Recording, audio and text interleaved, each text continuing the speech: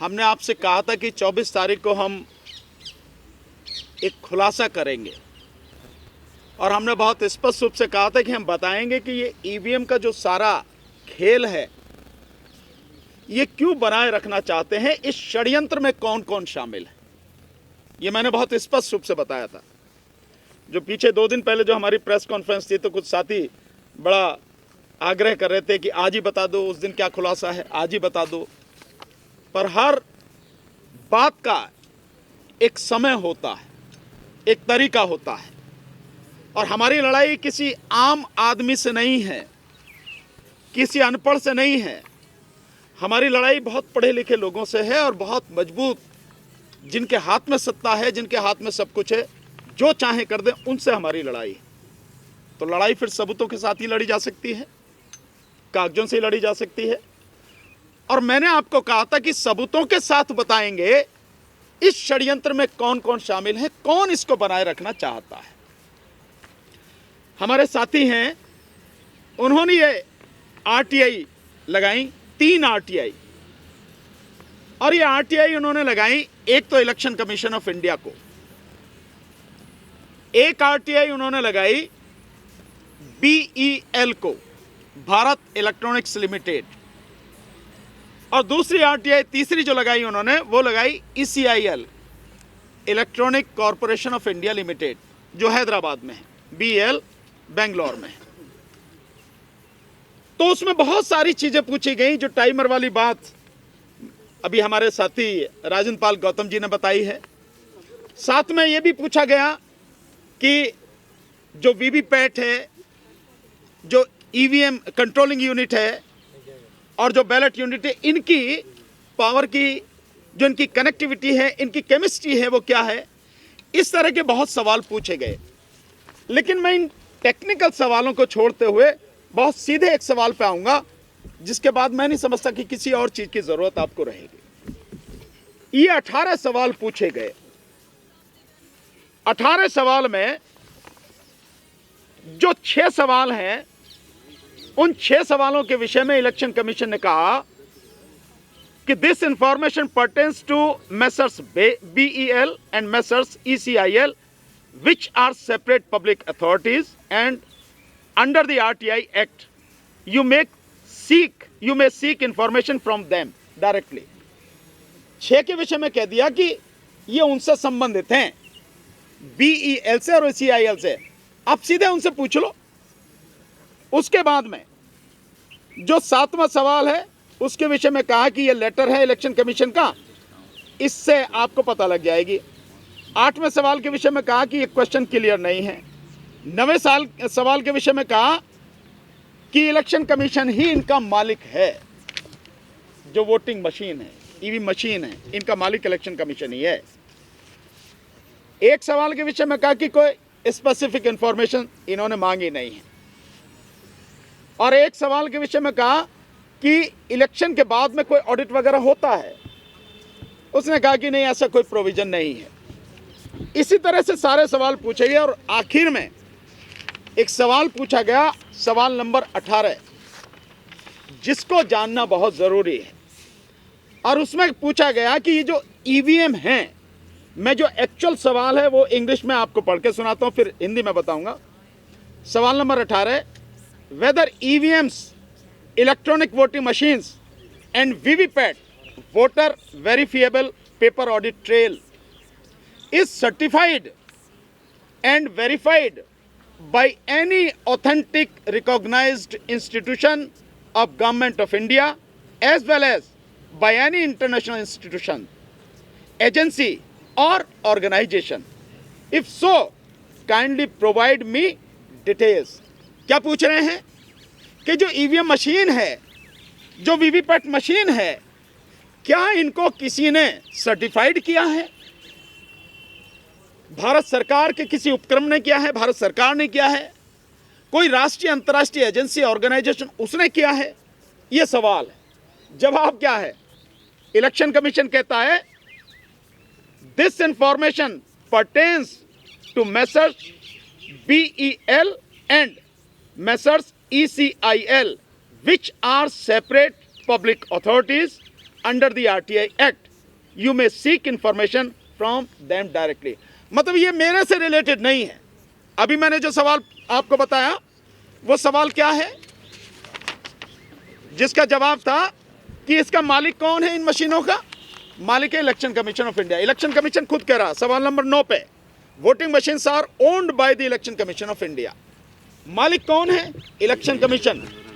और जब ये पूछा गया तो कह रहा मुझे पता नहीं है, उनसे पूछ लो, ईसीआई से, बीईएल से। ओके, तो हमारे साथी ने फिर आरटीआई लगाई बीईएल बेंगलोर को। उस आरटीआई का जो जवाब आया आप उसे सुन लीजिए। ये इलेक्शन कमीशन को दी गई आरटीआई थी ये, और ये इलेक्शन कमीशन के जवाब सारे, और ये इलेक्शन कमीशन का वो जवाब जो मैंने अभी 18वां आपको पढ़ के सुनाया था, ये जवाब है उसका। अब मैं बीईएल जो है उसको जो आरटीआई लगाई गई थी, ये आरटीआई उसको लगाई गई थी, ये आरटीआई उसको लगाई गई थी। इसमें जो जवाब दिया मैं सीधा उसी को पढ़ता हूं। जो 18वां सवाल है बिल्कुल सेम सवाल पूछे गए हमसे, कोई अलग नहीं है। 18वें सवाल का ये देखें, लास्ट में जो है 18वें सवाल का जवाब देते हैं। वही सवाल है जो बिल्कुल पूछा, शब्द बाय शब्द वो है। जवाब बताता हूं केवल। EVMs and VVPAT are manufactured as per approved specifications of technical expert committee, जो अभी बताई, and inspected by the inspection agency identified by election commission of India. केवल वो तो बनाती है, और इलेक्शन कमीशन की जो कमेटी है, एक्सपर्ट कमेटी, वो जैसा कहती है वो बनाती है, और वही उसका इंस्पेक्शन करती है। तो फिर इलेक्शन कमीशन को यह जवाब देने में दिक्कत क्या थी कि सर्टिफाइड है या नहीं है, कौन क्या कर रहा है। इसके बाद यही आरटीआई लगाई गई तीसरी जगह, ईसीआईएल। ये ईसीआईएल को लगाई गई आरटीआई, और उसका जवाब है इलेक्ट्रॉनिक कॉरपोरेशन ऑफ इंडिया, ये उसका जवाब है। और इसमें बड़ी मजेदार एक बात, जो 18वां सवाल है उसका जवाब क्या है, ये 18वां सवाल का जवाब, एक लाइन का जवाब नीचे आप देखेंगे उसने दे रखा है। कहते हैं, ईसीआईएल कहती है, जब यही सवाल पूछा गया कि भैया इसका सर्टिफिकेट कुछ है कि नहीं है, कहां किसने दिया, तो ईसीआईएल कहती है third party inspection is done by STQC,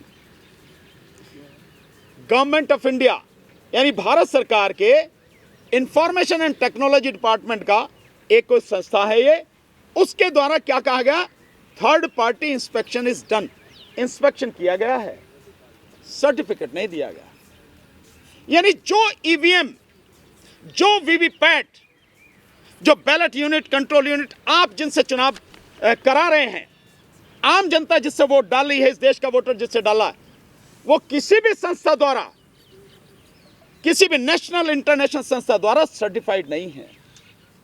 आप बाजार से जाते हो, मैं बहुत छोटी सी बात आपको बता, नमक लेने जाते हो, नमक पे लिखा होता ना किसके द्वारा, लिखा होता FSSCI, लिखा AI, होता नहीं होता, FSSAI, होता नहीं होता।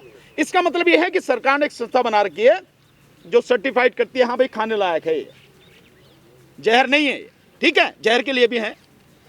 और इसी तरह से और कोई इंस्ट्रूमेंट हो, कोई भी चीज हो, तो उस पर बाकायदा मोहर लगी होती है ना, ISI, पहले ISI था, अब IS हो गया होगा, ये भी होता है। मतलब कोई भी चीज बनेगी, वो चीज उसके कोई स्टैंडर्ड, कोई मानक नियुक्त किया जाएंगे, निश्चित किए जाएंगे। इलेक्ट्रॉनिक्स का BIS है, जो इलेक्ट्रॉनिक आइटम्स है उनका BIS है। कहीं से है, आपने तीनों को मैंने पढ़ के सुना दिया आपको।